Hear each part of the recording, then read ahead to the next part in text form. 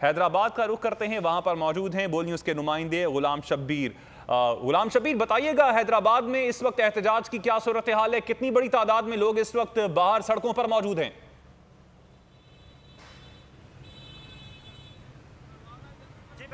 खान साहब पे जो कातिलाना हमला हुआ है उसके बाद अवाम में जो है वो गुस्सा और गम जो है वो पाया जा रहा है। हैदराबाद की अगर हम बात करते हैं तो हैदराबाद रीजन और हैदराबाद जिले के जो कारकुनान है, रहनुमा है, जिसमें बड़ी तादाद में खवातीन भी शामिल है। इस वक्त प्रेस क्लब हैदराबाद पे जो है वो कारकुनान एहतजाज कर रहे हैं। मेरा कैमरामैन आपको दिखा सकता है कि बड़ी तादाद में यहाँ पे खवातीन है और ज़िले के और जो डिवीज़न के रहनुमा है वो एहतजाज कर रहे हैं और नारेबाजी जो है वो की जा रही है इम्पोर्टेड हुकूमत के हवाले से। और ये कहा जा रहा है कि इमरान खान पे जो कातिलाना हमला हुआ है नाकाबिले कबूल है, साफ इंक्वायरी की जाए मामले की।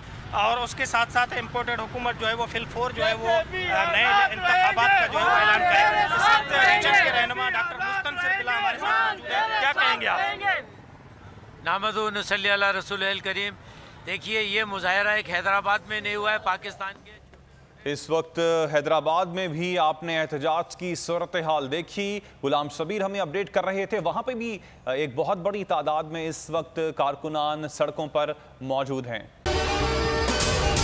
अगर आपको ये वीडियो पसंद आई तो हमारे चैनल को सब्सक्राइब करें और बेल आइकन पर क्लिक करें। मुझे एक दिन जाने से पहले पता चल गया था मुझे मारने का। PTI का हकीकी आज़ादी मार्च सिर्फ बोल दिखा रहा है। 24 घंटे हकीकी आज़ादी मार्च। इमरान खान के कंटेनर के करीब फायरिंग का वाकया पेश आया है। सबसे ज्यादा रील्स और सबसे ज्यादा रेटिंग्स के साथ बोल रहा नंबर 1।